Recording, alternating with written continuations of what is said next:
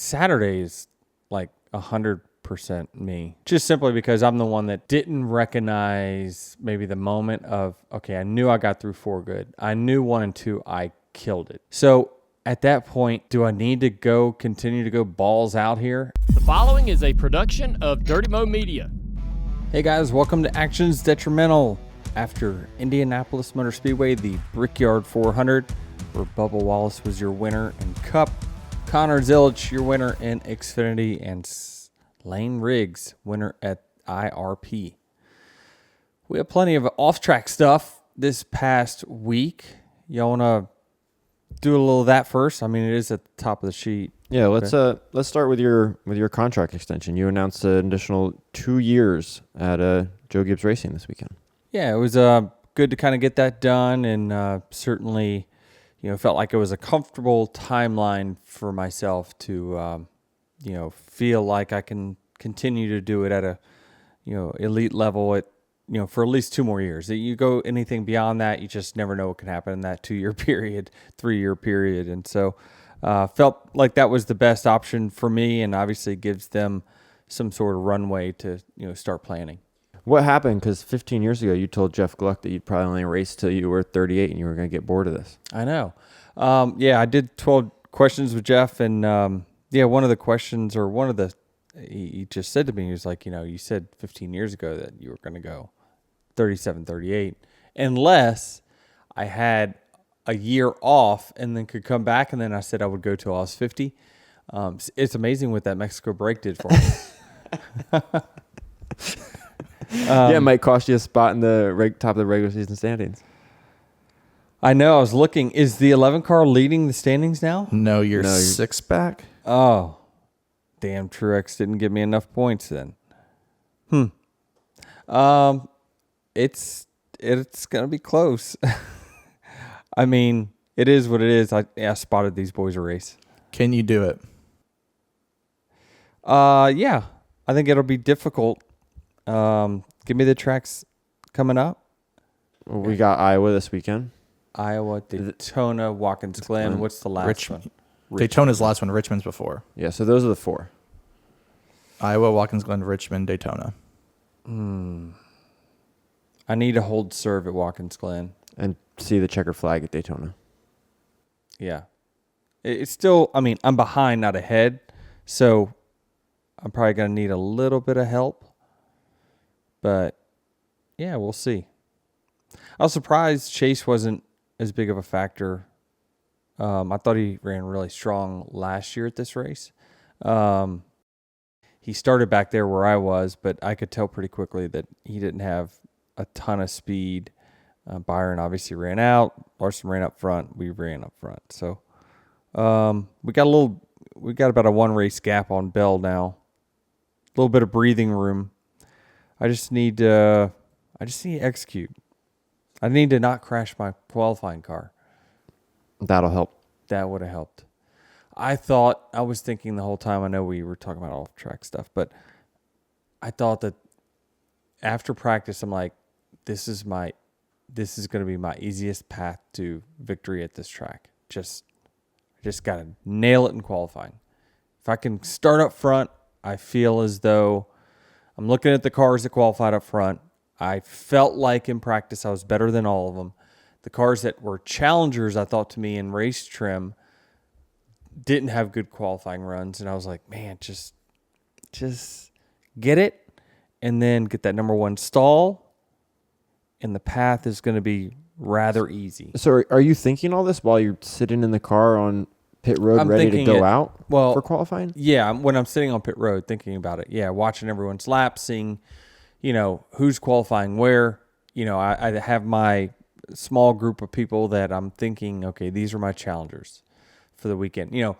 A lot of things can happen at Indy where the strategy can get mixed up and it flips the field, but we never really had that, right? So if you look at the cars, like Bubba started up front, just stayed up front. So with Reddick as well, there was no real strategy to like flip things upside down. The wildest strategy call really was the Penske cars, I guess, when they stayed out on the first caution.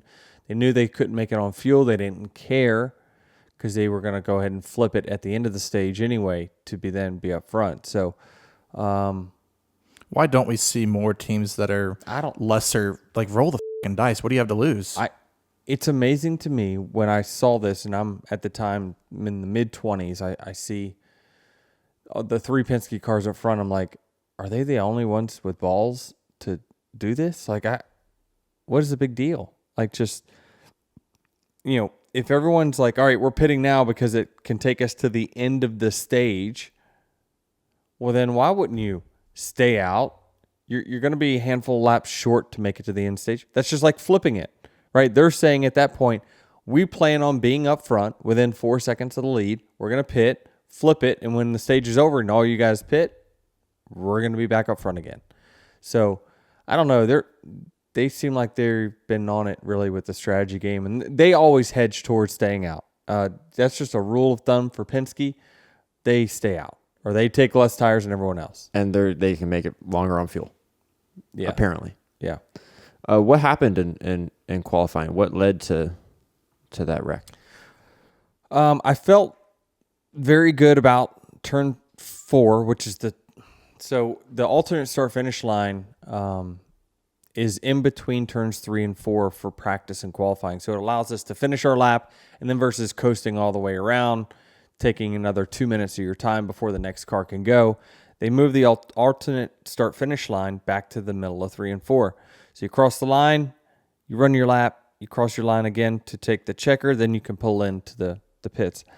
I got through turn 4 pretty good. My car was on edge, but like I'm thinking, okay, I nailed that corner pretty well.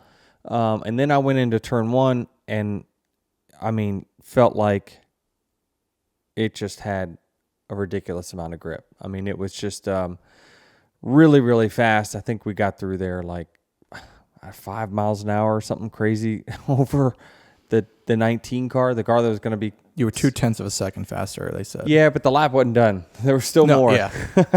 It was I think it was 2,800 when we finally ended up crashing, but it would have been less if to make the corner, it would have been less. I tried to go into turn 2 and I felt the grip on corner entry, felt fine, but I just got back to it. And anyone that have seen kind of my traces and how I drive and how I use the throttle, I gave it one of those big stabs right in the middle of the corner of 2, and it got me offline.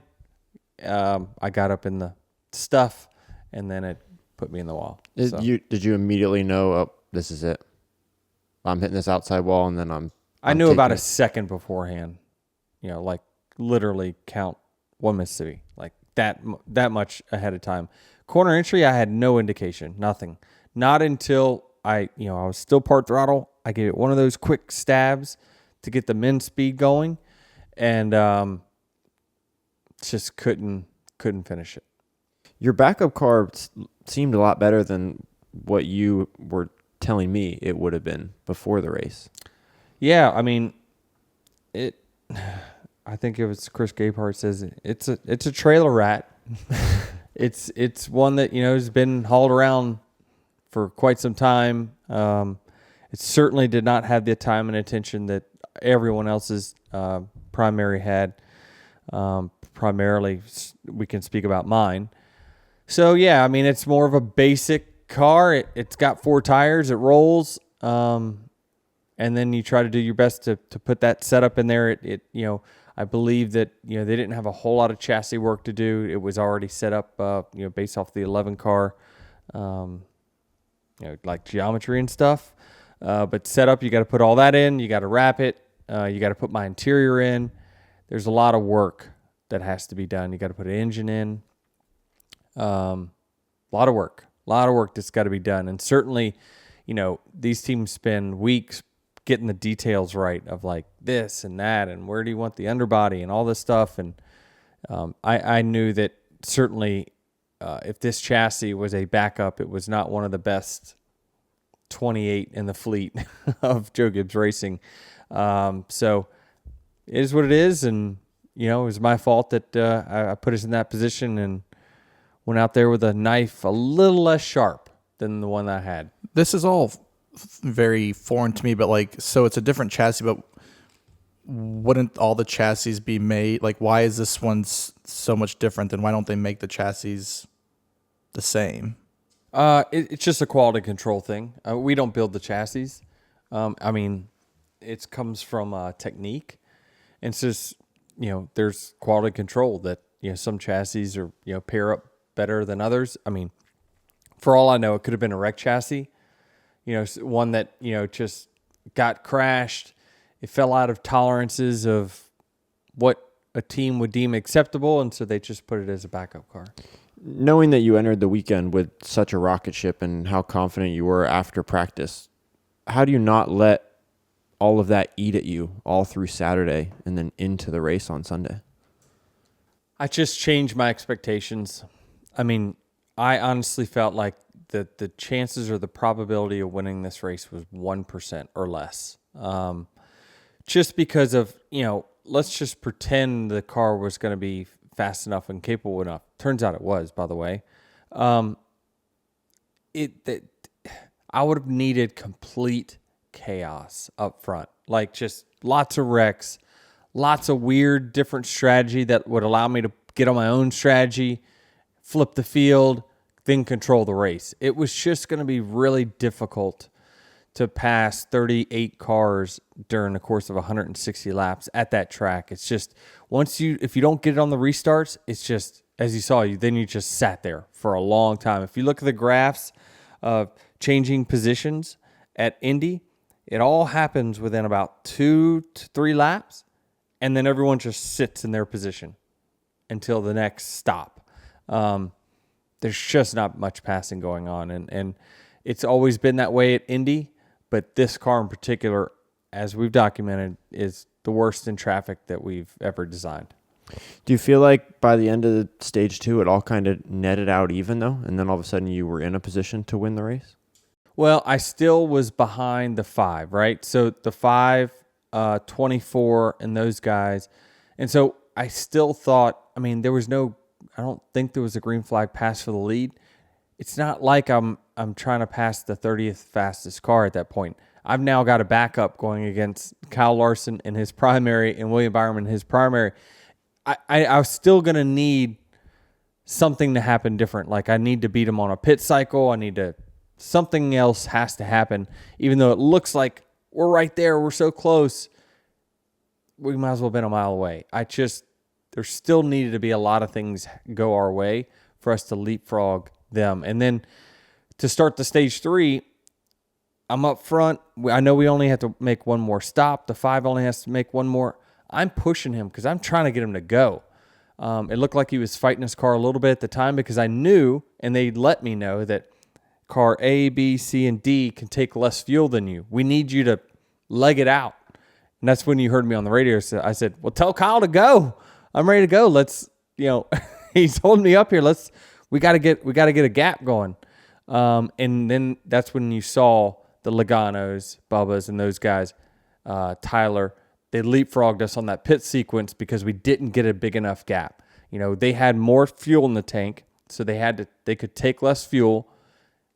We needed slightly more fuel, but we were banking on, it's all right, we're going to be up front, we're going to haul ass, we're going to pull away, and then the difference in time between when we come in and the extra fuel we're going to take, we're still going to be ahead of the guys that take less fuel, but we couldn't get Kyle to go. It's interesting because I believe Cliff told him to go. He was trying. It looked like he was fighting his car being free at the moment. Which is very easy to do at Indy. The balance that you have between your car being out in clean air and then in traffic is two vastly different things. You need a lot different things out of your car. So more than likely, they hedge more towards, all right, here's a setup that's going to run really well in traffic. You're going to be able to pass, but you're probably going to be free when you get out front. And so once he got that clean air, it looked like he was fighting it. So even with all that, you weren't capable of passing him for the lead when you're running. I was capable of pushing him, as in like getting right to him, but not passing him. That's wild. Because watching this race, you'd think, wow, the 11 car is really strong. He's hanging with the 5 here. He could probably go around him if he wanted to. I would have gone faster than him. No question about that. He was holding us up, but at a normal track, just pick a track. Give me a track. Richmond. All right. Richmond, in order to pass someone, you need to be probably, you need to hit your line. They need to miss it slightly. But let's just say a tenth and a half faster than the car in front of you. Maybe 0.2. So your car needs to have outright speed when you're catching them, 2 more tenths of speed than the car in front to then work them over, go ahead and get around them. Do you know what the speed differential you have to have at Indianapolis to pass a car? Probably a lot more. At least 1 second. It's probably more than that. So a car that can run a second slower than you can keep you from passing just because of the timing of the dirty air, how long it takes you to get back to them down the straightaway. It's a second. And I'm sorry, but I was not going to be a second faster than Kyle at that time. So it just was a monumental task to pass out there. And that's the way it is. So is there any point in this race where you thought, I think I could get this one? At the end, when they said that the 23 and the 24 were short on fuel, or not short, they were right on the number. They can barely make it. Yep. Then it was me and the 5, and they said, we think we're slightly better than the 5 on fuel. I thought my only shot was more green, white checkers, and those guys run out. That was my ticket. That's wild to think about, because watching you in the race, you would have thought that you had a car strong enough to... We did. It was strong, but it doesn't matter if you're racing for first or 20th. To have a difference in car speed of 1 second. I get it. It's just fascinating, the difference in what a fan is watching on TV and what the driver and what you guys are feeling in the car and what you know about these cars. So at Pocono, it's not that big. Because this front straightaway is so much, it is so long, you've got the time to draft up and then pull the, kind of the slingshot into turn 1. So the number at a Pocono probably is, I was held up bad by Chase at the end of that race. Probably 3/4 of a second that you can be slower and still keep someone from passing you. The number is by far the highest when we go to Indy. When I say a second, I think that's probably generous. I think you can be 1.2 slower and still, or faster and still not pass. So at the end of this race, when you see the 23 leading, do you just become a cheerleader at that point? Yeah, I'm thinking at the time, I'm thinking about what's my path. I see that, okay, we're going to need fuel mileage to work this out. He pulls away from the pack because I think Tyler Reddick at the time was kind of log jamming the field. He had issues with his tire. He felt vibration or something, and so that's why he was falling back. Yeah. So it allowed a gap for the 23, and then so I thought he was set sail. The 23 was going to win this, kind of going away anyway.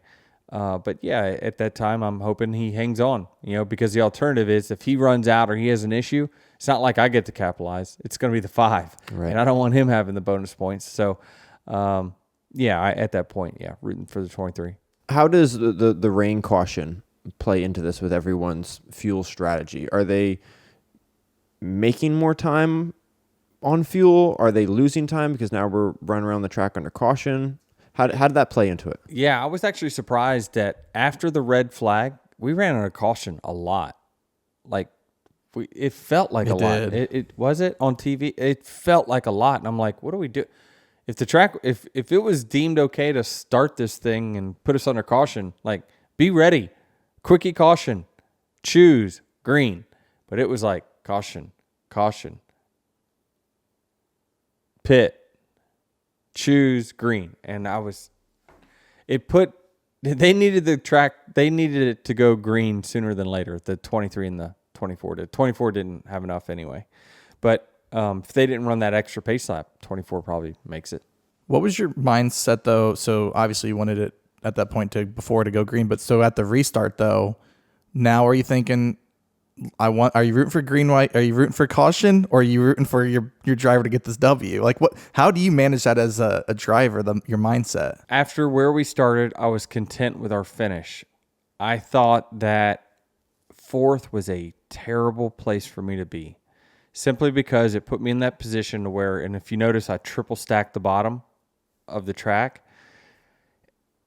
Usually you won't give up a row when you're that close to the front, but I just felt in my heart of hearts, regardless of what the number said, if there's trouble, they're going to be going up the racetrack, not down. And I don't want to be log jammed behind them and then just get freight trained by all these cars running low. So I just kind of defied the numbers a little bit there at the end.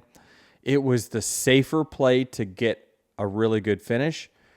I didn't see any path to actually winning from fourth, second row outside. You're at a, it's tough enough to run the outside at that racetrack anyway, but much less when you have a car in front of you taking away air. I mean, your car just doesn't handle well. I don't know what it is about Indy. Is it, I'm asking this out loud, is it that the rubber, that the lane that we run, when we run other tracks and it's one lane, it's because we're all on the bottom and it's kicking up these little bits of dust and rubber and it's kicking it into the next lane up. Is that why the top is so freaking bad at that track? If you visually look at it, it doesn't look much different than the bottom lane. Does it have less banking? There's something that is so off when you're in the second lane at that racetrack, and I can't even explain how off it is. It's just really bad. Hey, Denny, didn't you just reveal a new paint scheme? Yeah, we're at the grand opening of Bob's Discount Furniture in Winston-Salem just a couple weeks ago. We were debuting our paint scheme that we're going to have in Iowa this weekend. Of course, I'm biased, but this car is going to show up. You're going to know where it's at. It's going to be one of the best-looking cars on the racetrack. I agree. There's no other car in the field that has the colors of this car. Bob's is all about great quality at a great price. Yeah, I mean, they've got a huge selection. They got mattresses, bedroom sets, entertainment centers, and it's all, the prices itself is going to surprise you enough, much less the quality of the product. I'm personally still furnishing a house to this day, a year later. Yep. So if you're looking for a new power recliner with cup holders or wireless charging or the perfect game day or race day setup, they've got it. Yeah, 100%. I mean, you can get race day ready at Bob's. You bring the drinks and the snacks, Bob's will handle the rest. They've got everything that you need. It's comfortable, it's got great style, and it's great convenience all in one place. I'm sold. Where can folks check it out? You can go to mybobs.com or visit one of their stores nationwide. They're growing rapidly. I'm sure you're going to see them when you're going to these racetracks. And you can be sure to check out the number 11 car sporting the Bob's Discount Furniture paint scheme this weekend in Iowa.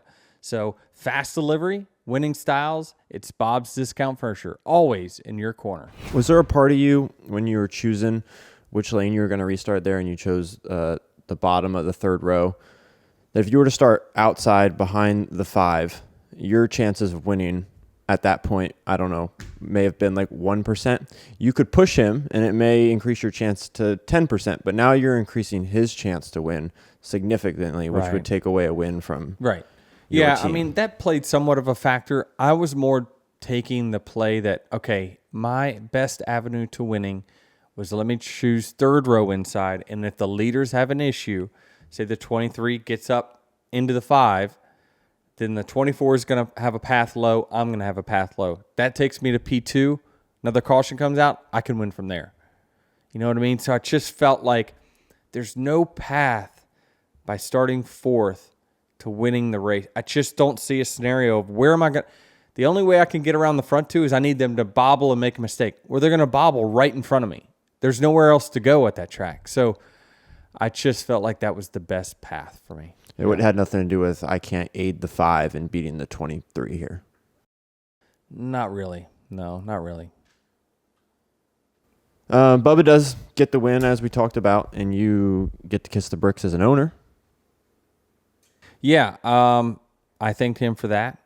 Certainly I never know if that I'm only going to have a couple more opportunities, and that's what I was thinking. I told you guys that immediately when I crashed in qualifying and I'm sitting in the car waiting, I'm taking the winning net down, I'm taking my shit off, I'm thinking, well, I only got 2 more chances to win this thing.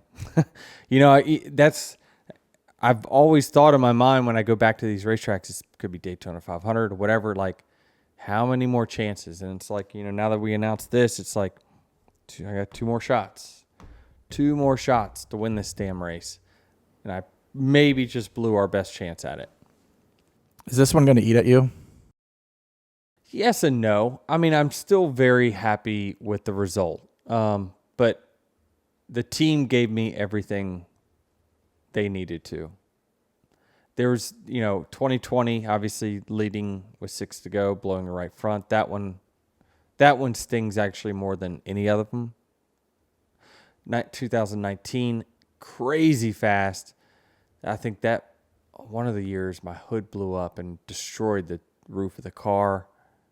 That was one of them. This thing less though, because it's like you still had a whole race, so who knows what could have happened. Sure. I was shocked though that you did kiss the brakes, because I was like, as a current driver still, is that like touching the Stanley? Yeah. Not really. I don't think so. I don't think you should have. Well, I don't know. I just didn't. I'm into superstition a little bit, but not that much. Not that much. Not to where I'm going to keep myself from enjoying the moment as a team owner. You know what I mean? I don't want to, I don't want, because I'm still driving, I might have a chance. Like, well, I don't know if my team will have another opportunity to win that either. So I'm going to take the advantage when I can get it. So what was it like to have that moment with Bubba? It was good. I mean, I obviously wish I was doing it with my 11 team, but very happy to do it with everyone at the 23 team. And really all of 2311, they were just so happy. They had so many people there. Obviously, you saw the huge activation that we did downtown with Intersect right by Gamebridge Center.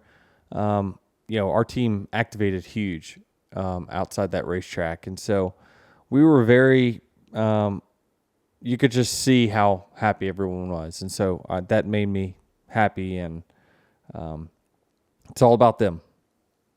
Does the mistake on Saturday, is it something where it's like, that just happened out of the blue, or do you think back, like, if I would have done this differently, like how much of it do you put on your shoulders versus like blowing a tire a few years ago? Like that just happened, right? Yeah. Saturday is like 100% me. I can't think of any other percentage I could put on that, just simply because I'm the one that, didn't recognize maybe the moment of, okay, I knew I got through 4 good. I knew 1 and 2, I killed it. I knew I killed that. So at that point, do I need to continue to go balls out here every single corner? No, like I need a couple good solid corners. So I don't know. I misjudged. And what's painful about it is I watched other guys do the same thing, right? I had 38 other cars to watch and see that 1 out of every 4 had issues off of turn 2. So clearly there was a change in the track there and conditions that made that happen. And so I wasn't aware. I was just hyped up. 23 winning this race now puts them in the playoffs. So you've got 2 cars at 2311 locked in the playoffs. And unlike previous years, And not locked in. We have 1 locked in, but yeah. Tyler could miss it. Right. I guess so. I'm with you. Highly unlikely, but yeah, you don't want to early call too much. But yeah, the most likely scenario is, we've got 2 cars in there, and then hopefully if we can get Riley to go win Daytona or something, which is possible. He runs up front there. You never know. He might just pull a magic trick on the 11th hour. I think in my head, I'm just still surprised that I'm just thinking Tyler has won this year, like the 45 has won. They haven't. They've not had, I don't think they've had the speed that they had last year. And then the execution's not been as good. I mean, certainly I saw they pitted and then got caught up in that wreck on that green, white checkered. That was kind of a microcosm of their year. Yeah, I don't know if there's been one race where they haven't had something, whether, they have a pit stop or I feel like there just hasn't been that one complete race. Yep, I agree. What do you make, though? What this win for Bubba, long drought, like what can this do for him? Because I feel like this could just like release him to now just the pressure's off, just go out there and race and, who knows what he can achieve. Yeah, I mean, he's been working really hard. His crew chief is definitely doing a great job of giving him what he needs, giving him the information he needs, asking the right questions to Bubba, holding him accountable on the work side of things. I think that's the key. And so what I hope to get that Bubba gets out of this is seeing that his hard work that he's putting in is paying off. You know, my toughest part, right? And it's very hard to compare other drivers to myself and like how I prepare and the work that I do is that you never can make someone want it. They have to want it. That has to come from within. And how bad do you want it? Do you want to be elite? Do you want to be good? Do you want to be just another driver? Like what? That's a question every driver needs to ask themselves, and then ask, well, what are you willing to do to be at that level?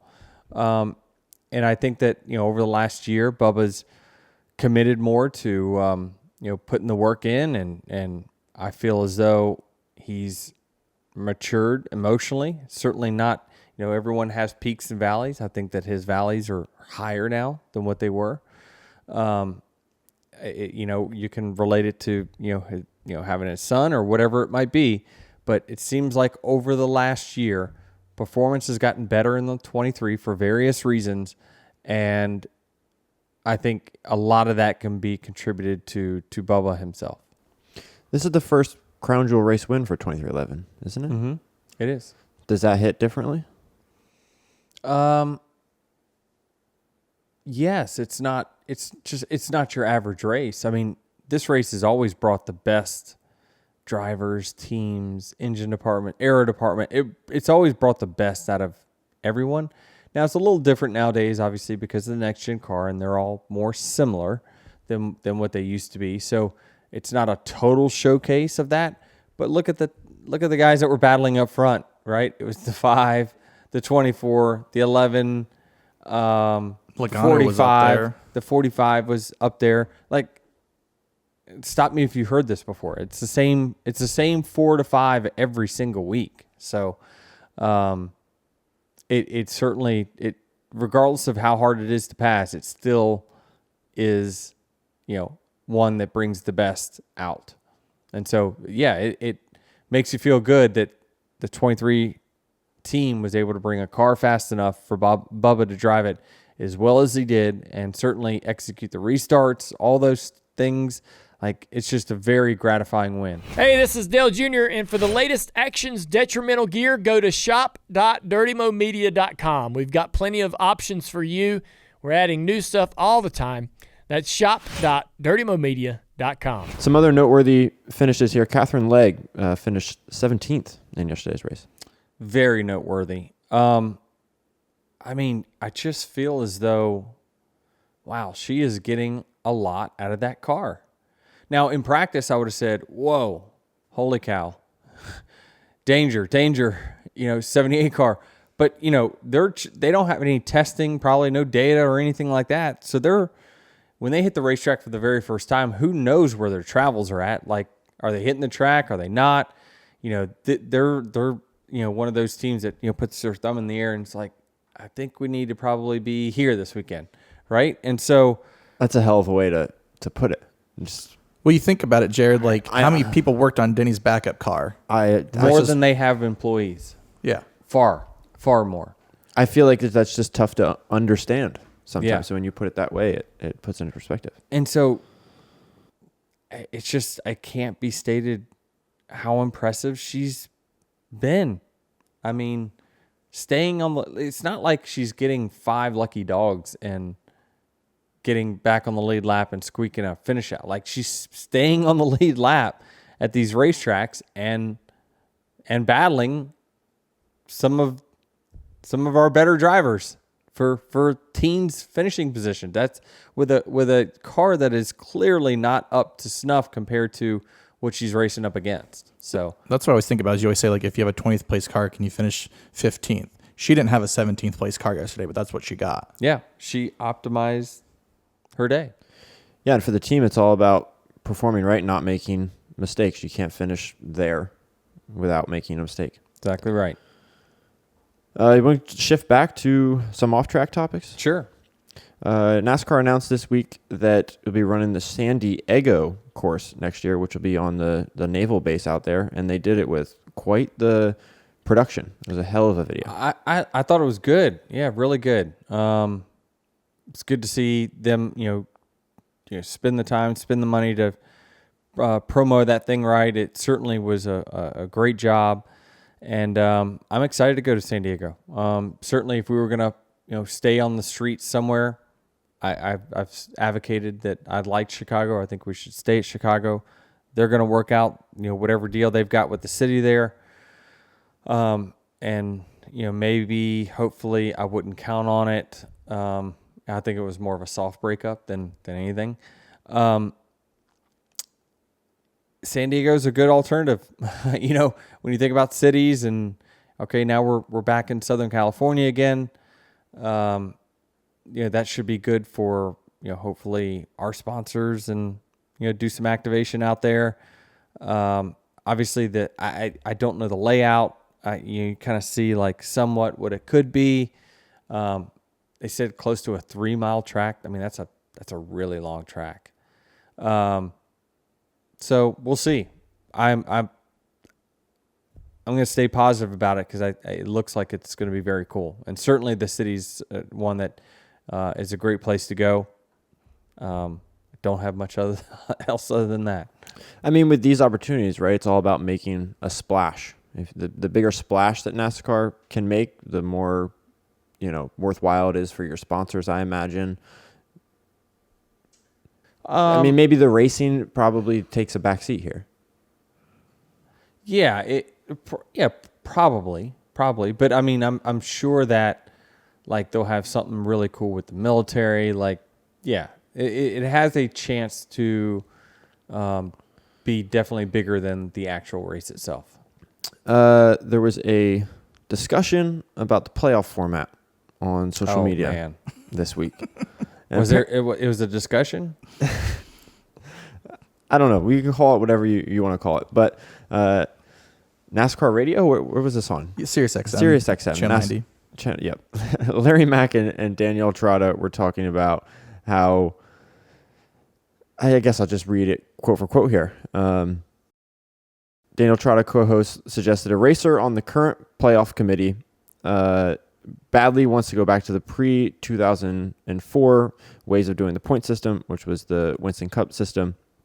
Larry Mack had replied, I bet it's a driver that's not won a championship.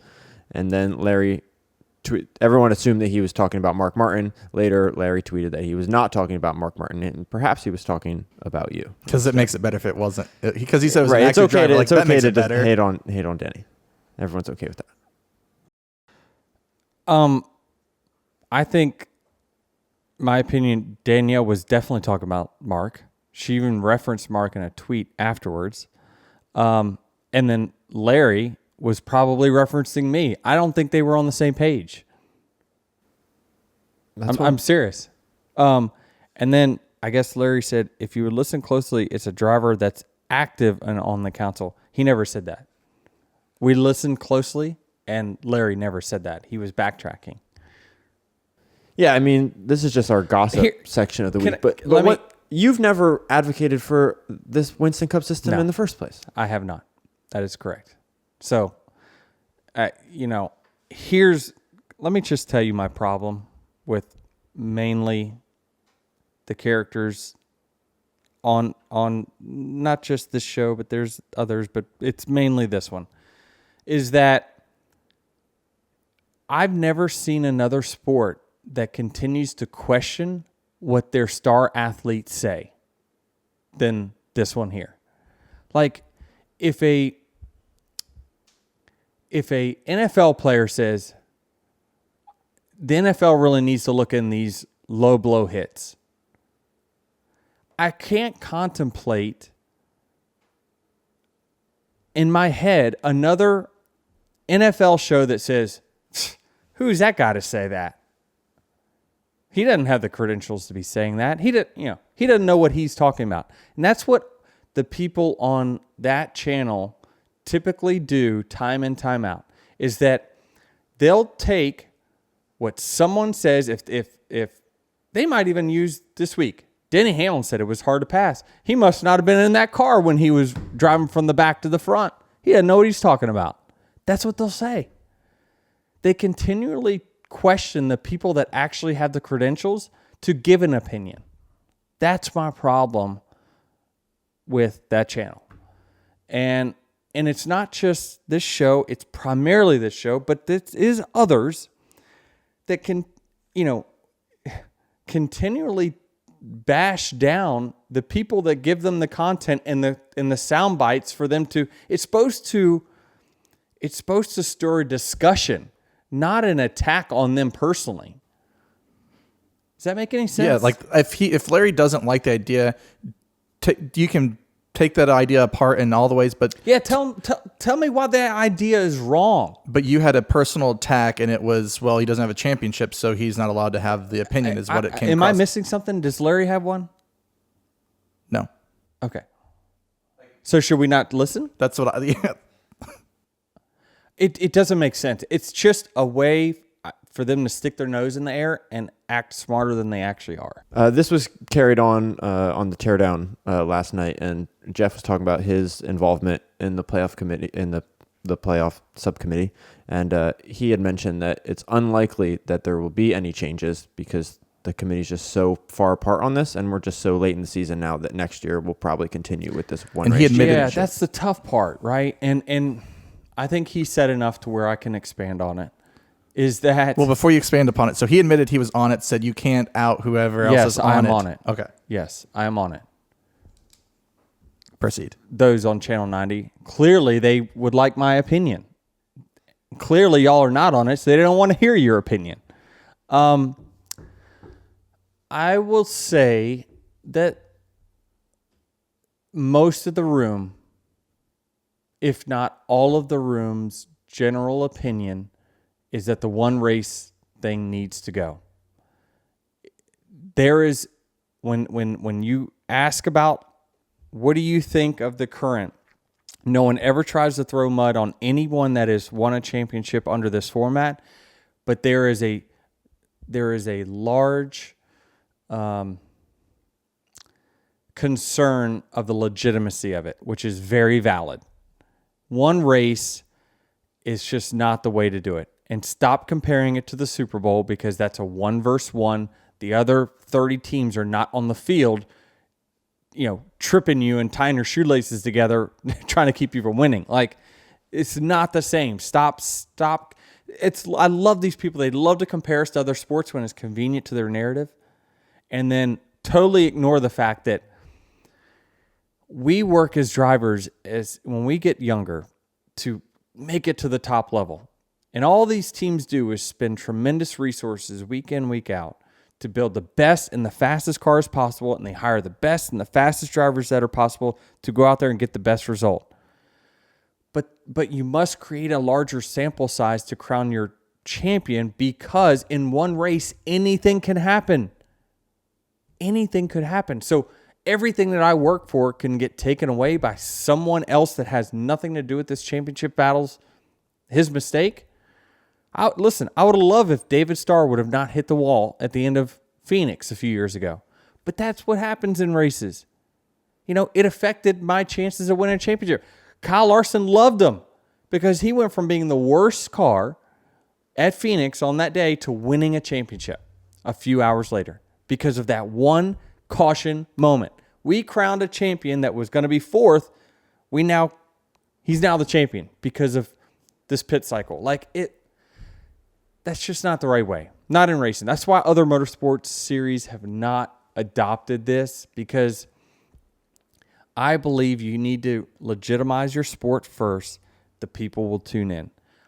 Do I love that NBC has the biggest voice in what our championship format is? Absolutely not. I didn't get the impression they wanted to have that big of a voice, but NASCAR came back to us and says we need to have a long discussion with them. They're the ones that should weigh in on this. And then we can't meet with you guys again until we meet with them, and that's going to take a little while.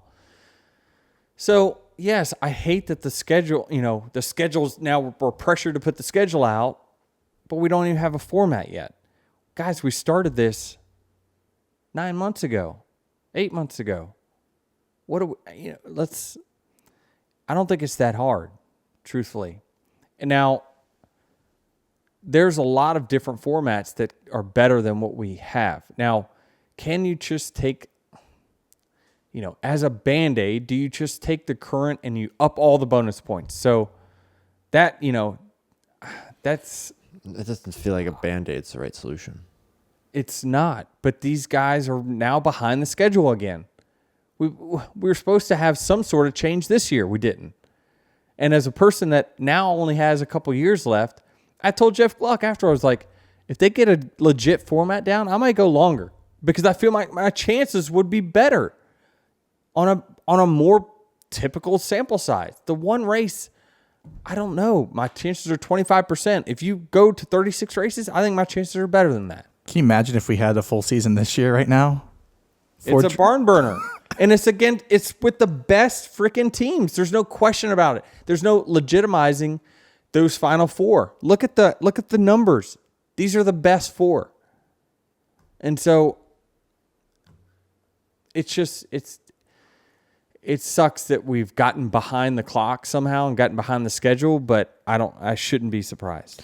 Yeah, I mean, honestly, if anything, in this next gen era, the Winston Cup point system is the next gen's best friend because there's no one team developing Exactly a car right. that's Yeah, significantly good better point. than the rest. You're exactly right. Yeah, you look at short of like Chase Elliott, who's got, I think 2 or 3 points better average finish than the rest of us. We're all like 12. You know what I mean? We're all the same. It's because of the days like yesterday where William Byron's running up front, but he just had, ran out of fuel. So he ended up finishing worse. And Bell, he was up front, and then he crashed twice at Dover. Like, we end up making it closer just by being things naturally happen. We fight for the win, and then next thing we know, we step on it. And what is wrong about the narrative of, if you go to a larger sample size, people will care more about points than they will wins. False. False, false, false. What we care about the most is our name being the one that's talked about all single week as the best driver on that day. We care about winning. We care about the trophy. We care about the bonuses that we get from winning. You're not going to de-incentivize us to win because of a season-long points format. Listen, whether you know it or not, the 25 or the 24, the 5, the 11, 45, 20, the 9, we're all points racing right now. Can you tell? You can't tell. We are. I mean, you get the most points by winning the race. Yes. Now, it's not enough. They definitely need to winning needs to be more than 5 points over second. Like, we got to reward the winning. We got to make the playoff bonus points more to give the teams that collect all those points like a bigger advantage to the start of the playoffs than what they currently have. Yeah. And that feels like something that you could mess with year over year. Like you'd switch it, okay, we're going to give the winner 10 points, and that wasn't enough, then you can alter it. But if the system's not changing, it's not making a big difference. So how often do you guys meet to talk about possible playoff formats? There's only been a couple And then in 8 months. And then There's been some surveys and stuff that we've gotten sent. do you send this to NASCAR? Does someone from NASCAR come and talk to you guys? Or how, because Jeff said that this isn't like a committee that is going to make the decision. You guys are just coming up with ideas and talking it out. But what's the communication like between this playoff committee and NASCAR? Do you know? Not really. I don't know. Again, it's a large group. I thought it was very, very productive when we did them, kind of in person there, talked it over. I thought they were all productive because you get to hear people's point of view. I can only imagine the discussion that happens during a Hall of Fame inductee type thing. It feels like that's what it would be. Well, this is better. No, and here's why this person might be better. I feel like that's what it kind of is. But there's not a person in that room that I could point to that says, keep what we have.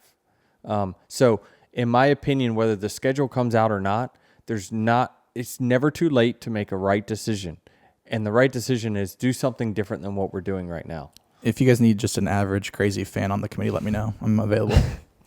I can only imagine.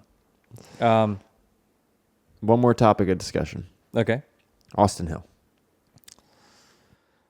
I mean, it didn't look good, but golly, would he really be that egregious?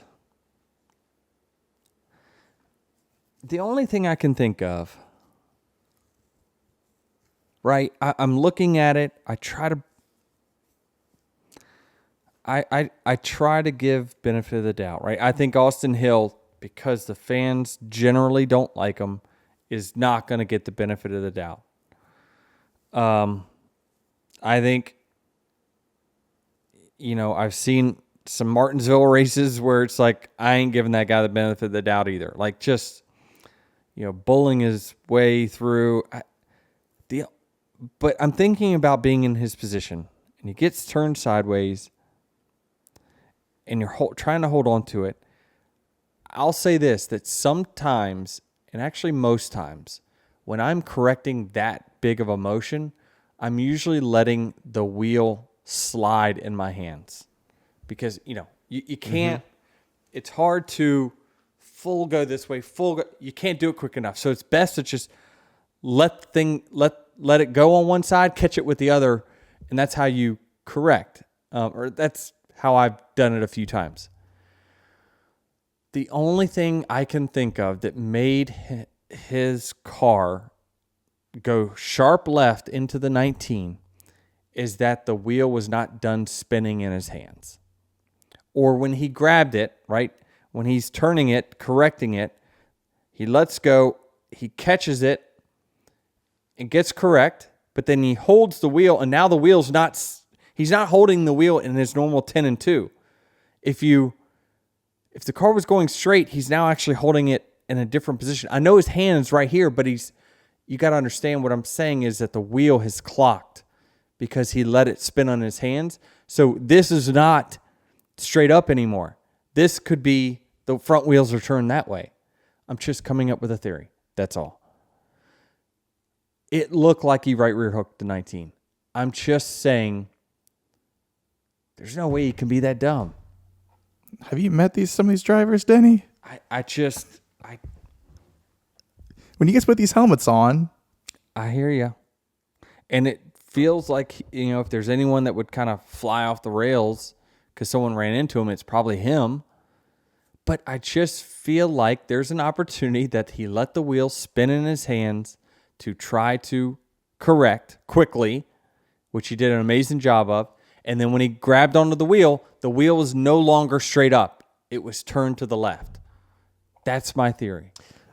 Another thing to benefit Austin Hill, unless he is just really dumb in this situation, but he didn't get wrecked. He hung on to the car, right?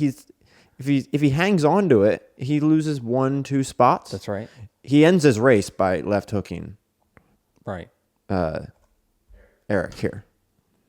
I So you think, agree, like, which that's why I'm like, surely he's not this dumb. But it looked like he had knows it he's going to straight. get caught in it, huh? It looked like he had it straight, though. And his right hand is up higher. And That's my point. That's my point, is that when you let the wheels, as you're correcting, sometimes you let the wheel spin, and then you grab onto it. I think when if I'm Austin Hill's attorney, I'm saying that he let the wheel spin in his hands to correct it, and when he finally grabbed onto it, the wheels were actually turned this way. He's no longer holding the wheel in his straight up position. So when his hands are here, you can see his white gloves through the windshield. When his hands are here, he's not grabbing onto the wheel necessarily. It's still spinning, and then when he grabs onto it, the wheels are pointing the other direction, and it's too late. That's right. That's right. Because you can see his gloves. You can only see his gloves. You can't see like what the wheel may be doing. That's right. In his hands. And Austin, I don't know if I'd used any as your attorney, but go for it if you want. But now SMT is not available, right, for Xfinity? It is. But again, what is it going to show you? That's my only question is that if he is holding on the wheel and he thinks that is straight up and it's actually not because the wheel has spun in his hands, it'll be very, very hard unless it shows that wherever the wheel was at that time, he then turned, like made an abrupt movement turning to the left. It's inconclusive. I think it's just going to be too tough to really tell. So what do you do with an inconclusive evidence like this?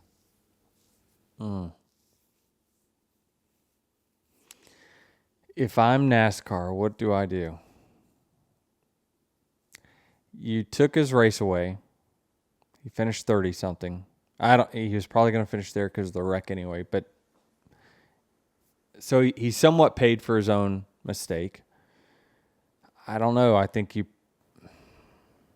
And remember, he loses all playoff points. Yeah. I think you fine him and maybe take a few regular season points away. Then what are we doing with the rule? I've seen, I know this is crazy. I know I'm crazy. I've seen more egregious right rear hooks. It's just not apparent to me. There's no way he saves that car by just doing this. No. He had to have let I don't know. I see a scenario where when he tightened his hands back on the wheel was not straight. It was pointing to the left. Well, when he's sliding through the corner, you can clearly see his hand leave view in his windshield here. So he clearly takes his hands off the wheel, and the wheel is doing its thing. It's just the gloves don't help here. The white glove. That's what but yeah, I'm not looking at that. Do you see him turn left? I mean, right before he makes contact with Eric, his right hand is here, and then it's here. Yeah, well, but again, how could you didn't total the car? You're not in the wall. You're gonna lose whatever position they're racing for here, and then maybe one or two more. And I'm trying to, be the judge here, and I just don't know all the facts. I'm not in the car. I don't know where was his mental state at the time. Like I have no idea. Right? You ask all these questions if you got enough time, but. That's why I say he couldn't be this stupid. It seems too unhinged. It seems too unhinged to not be an actual accident. You know what I mean? So I don't know. I'm trying. If it wasn't the scenario that I just gave you, then it was 100% on purpose and unhinged, and he needs to sit. But it just seems like that would be the dumbest thing I've seen him do. And that's really saying something. I think if you don't punish him, then you need to just get rid of this rule. Yeah, maybe. So I asked about SMT. Bozy tweeted on this. Xfinity cars do not have steering angle sensors. But they don't. They do have SMT, so it'd be based on positional data. So yeah, you won't tell anything from there then. I don't know. We shall. Guess we'll never know. Next week we got. Hold on. Connor Zilic wins 3 in a row. Oh, I thought you already talked about that. I did. Well, you said Bubba we just wins mentioned him off the top. Xfinity. I just said the name. Okay, go ahead. 3 in a row. What? I mean, he's out driving these guys right now. I don't know. Right from practice, it was like, well, it didn't take him long to kind of adapt to this track. Yeah, he's doing extremely well right now. Great battle for stage 2, side by side to the finish. I was actually, we were at the garage watching the guys work on the car. No, I did not work on the car. They don't let me touch it. That's for the betterment of everyone. I love how they always show drivers. I look at them helping. I'm like, if I'm the team, I'm like, get away from it. This is what we do. Like, yeah. I love it that you want to help, but like, back off. I would just have been a body in the way. Those days are done for me, unfortunately. I worked at my dad's trailer shop for so many years, and I loved that part of it, but I stay in my lane at this point. So Zilic, I don't know, just so impressive. 3rd win in a row, different type of track. He's killing it right now. He is on a roll. How close are they in the points? He is 21 back of Allgaier. Oh, he's there. How many more they got? Probably 2 or 3 more races, somewhere in that range. So they've got he's Iowa, Watkins Glen, Daytona, Portland, like 2 road courses. Whoa. worldwide. But SVG, I believe, is racing Watkins Glen, correct? It doesn't matter. He's racing the 7. Yeah. For the regular season. He's there. If you're Justin, Jaws music, cue it. Trucks, Lane Riggs. Man, that was dominant. You could tell right away that Dylan had him a rocket ship of a truck. That thing was smoking fast. I didn't really think he had any real contenders throughout that race. What do we think about the IRP track? Like, I was out there for the truck race, and you were? Yeah, the crowd turnout was great. It seems like just a really good venue this weekend for a truck race. Yeah, I actually got my very first truck start there in 2004. I actually was seeing highlights of it on X, and it was when Chad Chaffin and somebody else were all battling for the race. It might have been Carl Edwards. And I was like, oh, I remember. That's my very first start. I was battling. I remember beating Kyle Busch for 10th place, which was the best finish that truck team had ever gotten. I remember rubbing doors with Kyle Busch on the last lap. I finished 10th. I think he was 11th. And then after the race, he just like door slammed the shit out of me because he's like, you punk. And and so that was one of my favorite moments, is getting a race finally in a NASCAR. That was my very first NASCAR race. So, but I looking back at it, I'm like, oh my God, I competed in this race. I am so f***ing old. Well, I mean, Mark it, Travis. You didn't mark it. Okay. Man, it seems like so long ago. speaking of long ago, Jared. Yeah, I received, I don't know if he knows that I have this, but I received a resume at the racetrack this weekend. You did? I did. I feel like you know what it is now since Travis poorly set it up. But yeah, this is a resume of a young race car driver. Okay. That won their first race at age 7. Okay. Keep going. In the last year, the one that this resume was made, it was the first season in the Grand Stock division. A limited participation at 3 tracks, 25 races, 3 top 5s, 17 top 10s. God, listen how terrible those stats are. I'm trying to pick terrible stats, okay? Are you? Yeah. Give me that. Is that my resume? Yeah. It's All your mom's I don't even know what you want to call it here. Cover letter and sponsorship pitch Yeah. for young Denny Hamlin. You know what? That just proves that I have very limited natural talent. I mean, so in my final year of writing this, my first season in the Grand Stock division, I had 25 races and only 3 top 5s Jesus. in the Grand Stock division. There's also some media clippings with it, and I like this one here, front page. It has Langley champions. There's 6 Langley champions, 5 of whom are adults, you know? Hold on. I have to read this. Okay, go ahead. Here's my qualifications. Who found this?